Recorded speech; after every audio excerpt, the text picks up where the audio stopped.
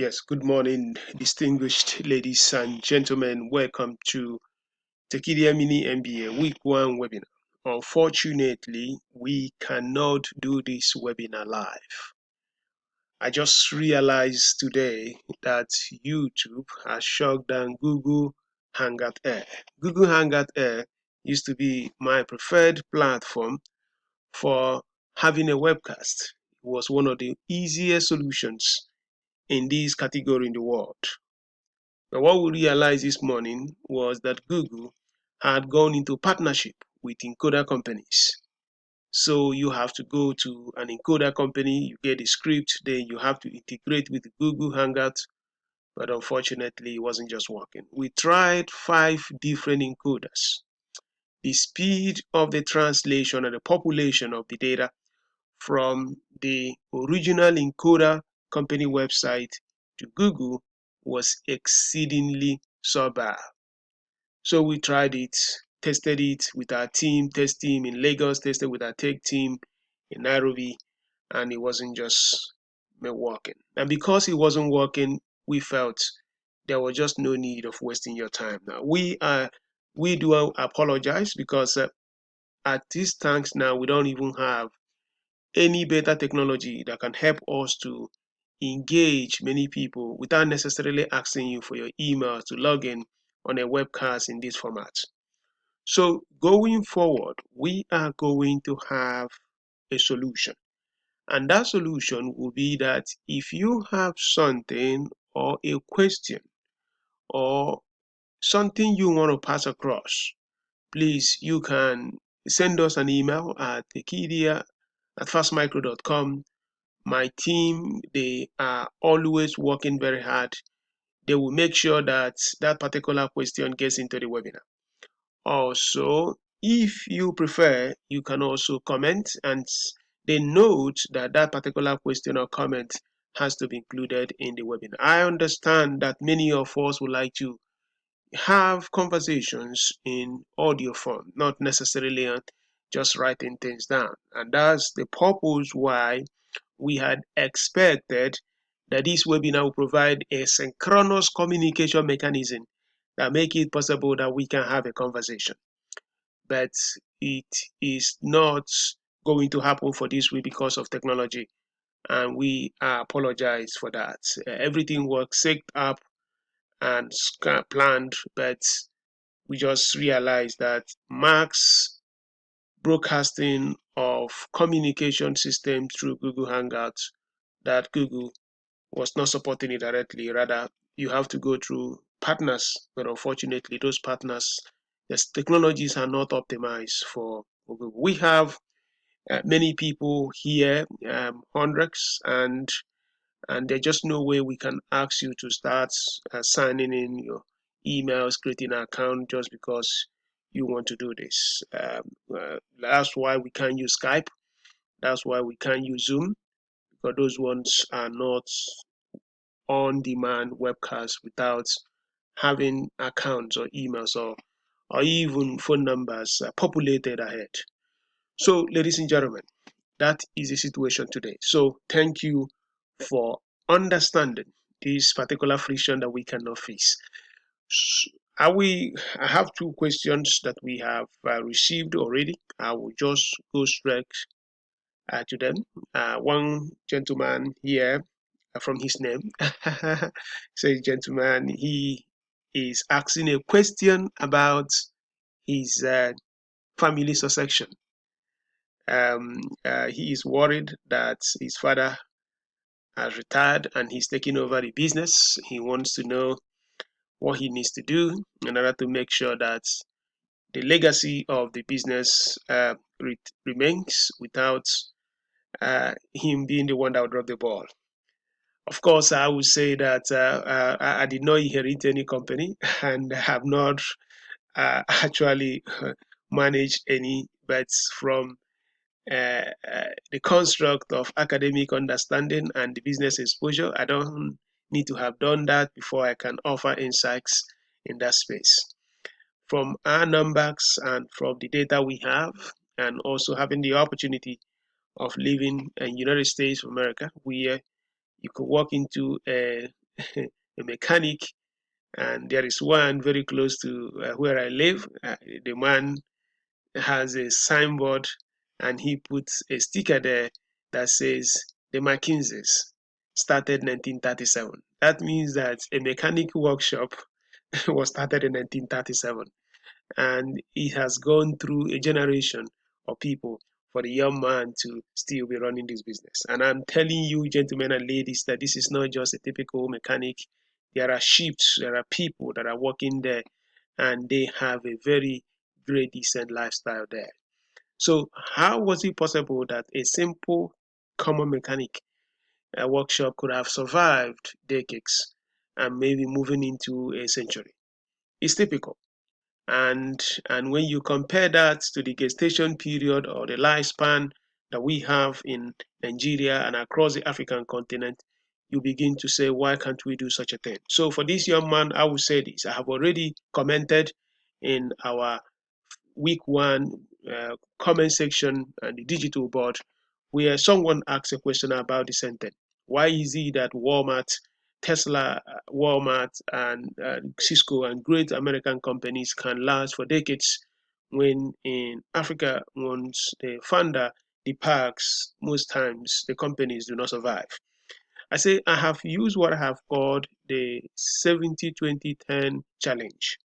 In the 70%, we believe that the founders have not done a very good succession planning that made it possible for people that came after him to have the capacity to actually run that business. And when that succession planning was not done very well, a knowledge gap is created in that business, that some trade secrets, some proprietary knowledge, some very critical catalytic insights about the business, no one picked them up from the founder. So as the founder departs, the business will see a very existential gap in knowledge base. And without that gap being filled, what happens is that the business dies. That's the reason why you could go back to the old Aba when Nana Kanu was a business legend who ruled and dominated the Aba. And you go back to the Abiolaks, you can go back even to the old Adamus and the Dandatas of old in the old Kanu Empire. You will see that men accomplished great things, built business empires, acquired a lot of wealth, but because that knowledge was not passed down, that knowledge was not integrated, interwoven into the new generation of leaders, then what happened is that no one could sustain that level of capacity to run that business when they depart. It's not a question of just going to university and then your son has an MBA.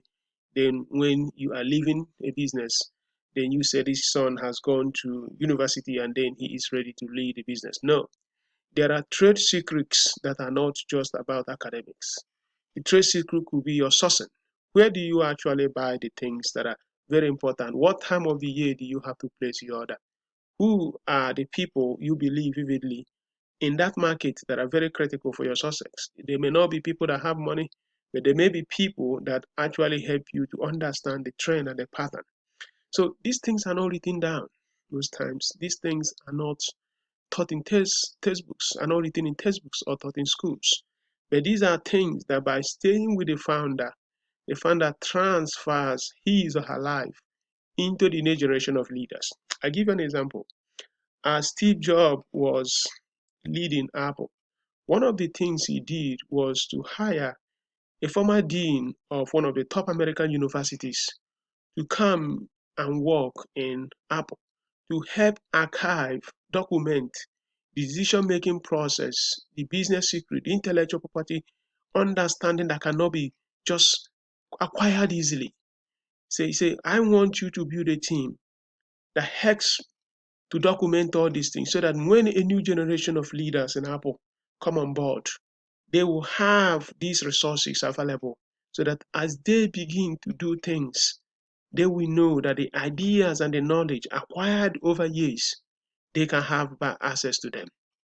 So they archive basically his thought process, they archive basically where he was doing things, they archive basically the decision-making system and process, the ordinance of the market thing that are actually guiding Apple.